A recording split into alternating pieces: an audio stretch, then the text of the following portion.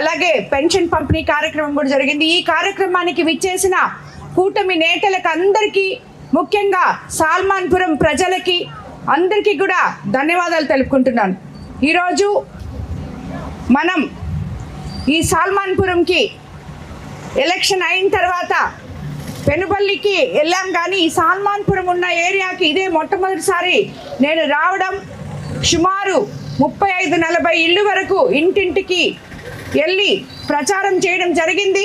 తెలుగుదేశం ప్రభుత్వం ఎలా ఉంది, మీకు సంక్షేమం అభివృద్ధి ఎలా చేస్తున్నాము అని అడగడం జరిగింది. అందులో భాగంగా ప్రతి ఒక్కరు కూడా సంతోషంగా తెలుగుదేశం ప్రభుత్వం బాగుందని చెప్పారు. కానీ వీళ్ళు 40 సంవత్సరాల క్రితం ఇక్కడికి వచ్చి ఈ సాల్మాన్పురం ఏరియాలో సెటిల్ అవ్వడం జరిగింది. అప్పటి నుంచి కూడా వీళ్ళ పొలాలు సాదా బైనామా కింద ఉన్నవి. 40 ఏళ్ళై వీళ్ళు ఇక్కడికి వస్తే 40 ఏళ్ళ నుంచి ఇక్కడున్న ఈ రైతులు అందరూ ఎకరా, 2 ఎకరాలు, 3 ఎకరాలు ఎంతున్నా వాళ్ళందరికీ కూడా ఇదే ప్రాబ్లం ఉంది. ఇప్పుడు నేను ఏ ఇంటికి వెళ్ళినా ప్రతి రైతు ఇదే ప్రాబ్లం చెప్పాడు. ఇది ఇంతకు ముందే మన తెలుగుదేశం నాయకులు సాల్మాన్పురం నుంచి నాకు తీసుకొచ్చి ఇచ్చినప్పుడు మన ముఖ్యమంత్రి సీఎం చంద్రబాబు నాయుడు గారి దృష్టికి తీసుకెళ్లాను. అప్పుడు దానికి ఒక జీవో కూడా ఇచ్చున్నారు. ఇప్పుడు 1 బిల్ చేయాలి. అవి దానికి ఆల్రెడీ జీవో ఇచ్చున్నారు, అది ప్రాసెస్లో ఉంది. కాబట్టి ప్రతి ఒక్కరికి త్వరలో ప్రాసెస్ చేసి దాన్ని మీకు అందరికీ ఏదైతే 40 ఏళ్ళ నుంచి మీరు ఇబ్బంది పడుతున్నారో ఆ ఇబ్బంది లేకుండా చూస్తానని చెప్పి ముఖ్యమంత్రి చంద్రబాబు నాయుడు గారితో మాట్లాడి మీకు అందరికీ తెలియజేసుకుంటున్నాను. ఆల్రెడీ చెప్పాం, ఆల్రెడీ జీవో ఇచ్చారు. ఆ ప్రాసెస్ కూడా తొందరగా అయ్యి మీకు 1 బిల్ వచ్చేటట్టు చేస్తానని చెప్పి మీకు అందరికీ నేను తెలియజేసుకుంటున్నాను. అలాగే ఇదే సాల్మాన్పురానికి 44 సంవత్సరాల నుంచి శ్మశానం లేదు. వీళ్ళు నా దగ్గరకు వచ్చి అడిగినప్పుడు మన సిఎస్ఆర్ ఫండ్స్ నుంచి, ఫౌండేషన్ నుంచి దానికి 10 లక్షలు ఇవ్వడం జరిగింది. ఇప్పుడు ఆ 10 లక్షలు కూడా సరిపోదమ్మా, ఇంకొక 7 లక్షలు కావాలంటున్నారు. అది కూడా ఎంపీ గారితో మాట్లాడి సిఎస్ఆర్ ఫండ్స్ కింద తప్పకుండా ఇన్ని సంవత్సరాల నుంచి మీరు ఇబ్బంది పడుతున్న శ్మశానం గురించి తప్పకుండా పూర్తి చేస్తానని చెప్పి మీకు తెలియజేసుకున్నాను. అలాగే సాల్మాన్పురం అమ్మవారికి దగ్గరికి వెళ్ళే ఆ సీసీ రోడ్డు ఒకటి అడిగారు. అది ఒక 5 లక్షల్లో అది కూడా శాంక్షన్ చేయించి ఇమీడియట్గా రోడ్ వేయిస్తామని కూడా మీకు తెలియజేసుకుంటున్నాం. అలాగే ఆల్రెడీ 20 లక్షల రూపాయలతో డ్రైనేజ్ కూడా ఇక్కడ పెట్టడం జరిగింది. ఎందుకంటే ఈ పెనుబల్లి పంచాయతీకి తీసుకుంటే మనం ఇప్పటి వరకు ఇరిగేషన్ శాఖలో 76,64,000 ఇవ్వడం జరిగింది. 8,50,50,000తో పెనుబల్లి సాగునీటి కాలువలు పునరుద్ధరణ, 10,90,000తో సదరన్ ఛానల్, 4,94,000తో కేటీఎస్ ఛానల్ బండ్ బలోపేతం, 9,60,000తో సాల్మాన్పురం కొండాయిగుంట కొలవ వైపు కల్వర్ట్ పునర్నిర్మాణం, 8,50,000తో కాలువ గోడలకు మరమ్మతులు చేయడం జరిగింది. అలాగే 10 లక్షలతో సదరన్ ఛానల్, 4,90,000తో కేటీఎస్ ఛానల్, 5 లక్షలతో పెనుబల్లి దొరువు కాలువ, 4,50,000తో పెనుబల్లి ఛానల్కి మరమ్మతులు, 9,75,000తో సదరన్ ఛానల్ పై కల్వర్ట్ మరమ్మతులు. అంటే సుమారు ఇరిగేషన్ శాఖలో పెనుబల్లి పంచాయతీకి 76,64,000 మనం ఖర్చు పెట్టాం. అలాగే పంచాయతీ రాజ్లో 59,80,000 ఖర్చు పెట్టాం. 23,80,000తో 4 సీసీ రోడ్లు, 36 లక్షలతో విలేజ్ హెల్త్ సెంటర్, సాల్మాన్పురం గుడి వరకు ఇప్పుడే చెప్పాం మనం సీసీ రోడ్డు 5 లక్షలతో వేయిస్తామని, అది కూడా తొందరలో చేపిస్తాం. అలాగే 20 లక్షలు డ్రైన్స్ కూడా పెట్టాం, అది కూడా శాంక్షన్ అయిపోయి ఆల్మోస్ట్ పనులు కూడా జరుగుతాయి. అలాగే విద్యుత్కు వచ్చే తలకి పెనుబల్లి పంచాయతీలో 94,54,000 పెట్టాం.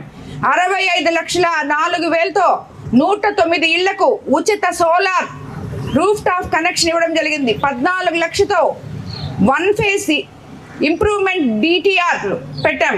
అలాగే 7 లక్షలతో 11 kV VCB ఏర్పాటు చేశాం. RDSS పథకం ద్వారా 8 లక్షల వ్యయంతో పెనుబల్లిలో 24 గంటలు 3 ఫేజ్ విద్యుత్ 38 స్తంభాలపై విద్యుత్ లైన్లు, 50,000తో సాల్మాన్పురంలో 10 కొత్త స్తంభాలు కూడా వేయడం జరిగింది. అయినా కూడా కొంతమంది ఇక్కడ వాళ్ళ ఇళ్లలో 2-3 స్తంభాలు ఉన్నాయి, అవి తీసి బయట పెట్టాలని అడిగారు. అది కూడా డిఈకి ఇమీడియట్గా మాట్లాడడం జరిగింది. వెంటనే ఆ పని కూడా చేస్తామని మీకు తెలియజేసుకుంటున్నాను. అలాగే ఆర్డబ్ల్యూఎస్ శాఖకు వస్తే 83,70,000 పెనుబల్లి పంచాయతీలో పెట్టడం జరిగింది. 47 లక్షలతో సాల్మాన్పురం పెనుబల్లిలో 11 సీసీ డ్రైన్లు ఆల్రెడీ వేయడం జరిగింది. 29,90,000తో జల్ జీవన్ మిషన్ కింద తాగునీటి సదుపాయం కూడా ఇవ్వడం జరిగింది. 6,80,000తో సాల్మాన్పురంలో ఇంటింటికి తాగునీటి కుళాయిలు కూడా ఇవ్వడం జరిగింది. కాబట్టి అలాగే ఇందాక చెప్పినట్టు మనం సిఎస్ఆర్ ఫండ్ కింద మన శ్మశానానికి కూడా ఇవ్వడం జరిగింది. అలాగే హౌసింగ్కి సొంత ఇంటి స్థలాలు ఉన్న 70 కుటుంబాల ఇళ్ల నిర్మాణానికి ప్రభుత్వానికి ప్రతిపాదనలు పంపించాము. అవి కూడా త్వరలో వస్తాయని చెప్పి మీకు అందరికీ నేను తెలియజేసుకుంటున్నాను.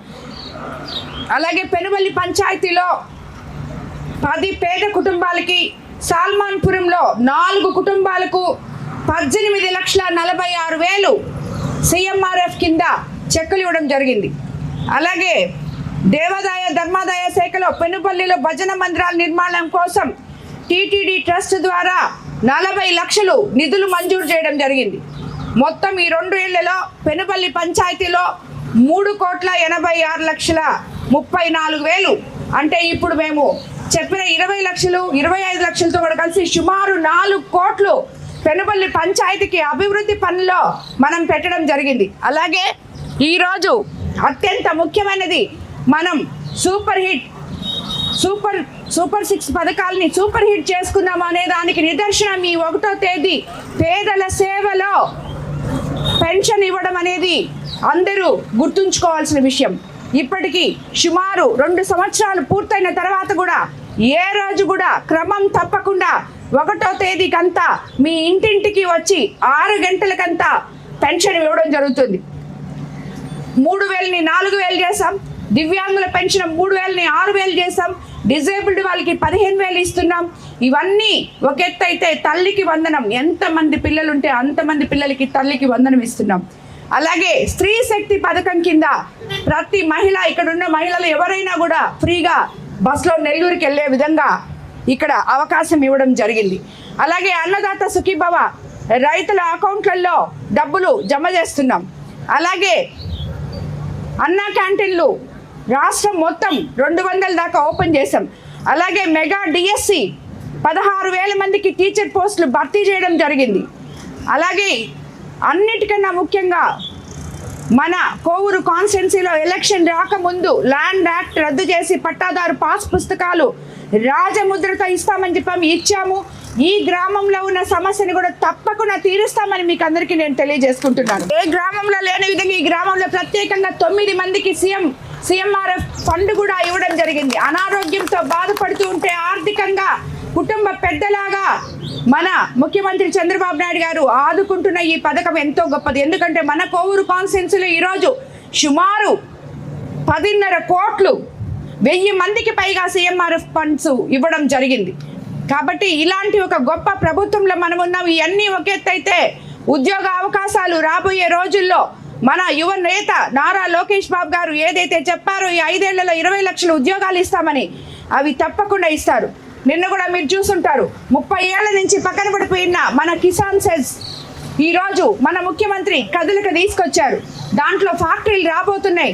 నిన్న కూడా ఎంపీ గారితో కలిసి కిసాన్ సెల్స్ చైర్మన్ గారు అలాగే వాళ్ళు సీఎం గారితో మాట్లాడి ఇంకా కూడా రాబోయే రోజుల్లో ఇంకా మనకి పరిశ్రమలు తీసుకురావడానికి ప్రయత్నం చేస్తామని చెప్పి చెప్పడం జరిగింది. ఈరోజు అన్నిటికన్నా ముఖ్యంగా మన ప్రభుత్వం భోగాపురం ఇంకా కొద్దిసేపట్లో Alluri Sitaramaraju international airport open చేసుకోబోతున్నాం. ఉత్తరాంధ్ర ప్రజల కళ నెరవేరిన రోజు ఇది. అధికారంలోకి వచ్చిన 2 ఏళ్లలోనే సీఎం చంద్రబాబు గారు ఎయిర్పోర్ట్ పూర్తి చేశారు. సుమారు 4,750 కోట్ల వ్యయంతో నిర్మాణం జరిగింది. సుమారు 2,203 ఎకరాల విస్తీర్ణంలో ఈ ఎయిర్పోర్ట్ వచ్చింది. ఈ రోజు మన ప్రధాని నరేంద్ర మోడీ గారు దాన్ని 10:30 గంటలకి ప్రారంభోత్సవం చేయబోతున్నారు. అల్లూరి సీతారామరాజు పేరుతో ఇంటర్నేషనల్ ఎయిర్పోర్ట్ మనకి రాబోతుంది. అలాగే advanced technology, international standards, world class ఇన్ఫ్రాస్ట్రక్చర్తో ఇది గడువు కన్నా ముందే కంప్లీట్ చేయడం జరిగింది. ఇది మన ముఖ్యమంత్రి చంద్రబాబు నాయుడు గారి సమర్థత, అనుభవం ఉన్న ముఖ్యమంత్రి అని చెప్పి పదే పదే ఆయన ఎప్పుడూ నిరూపించుకుంటూ ఉంటారు. మనం ఏది కూడా పూర్తి చేసి ప్రజలకి అంకితం చేసిన రోజే అది మనం నెరవేర్చినట్టు ప్రజల కళ అని చెప్పి భావించే ఏకైక ముఖ్యమంత్రి చంద్రబాబు నాయుడు గారని మీకు నేను తెలియజేసుకుంటున్నాను. అలాగే ఈరోజు ఇవన్నీ చేసుకుంటూ పోతుంటే రాబోయే రోజుల్లో మన యువతకి బంగారు భవిష్యత్తు కల్పించే విధంగా, ఉద్యోగాలు కల్పించే విధంగా మన ప్రభుత్వం ముందుకి అడుగులు వేస్తుంది అని ప్రతి ఒక్కరూ కూడా నమ్మాలని చెప్పి అదే ఈ 2 ఏళ్ల మన నమ్మకం. ఒకవైపు సంక్షేమం, మరోవైపు అభివృద్ధి అన్నీ కలిపిన ప్రభుత్వం. అలాగే ఈ కార్యక్రమాన్ని ఇంత చక్కగా చేసిన సాల్మాన్పురం పెద్దలకు అందరికీ కూడా, గ్రామ ప్రజలకు అందరికీ కూడా, ఇక్కడికి వచ్చిన కూటమి నేతలకు అందరికీ ధన్యవాదాలు తెలుపుకుంటున్నాను.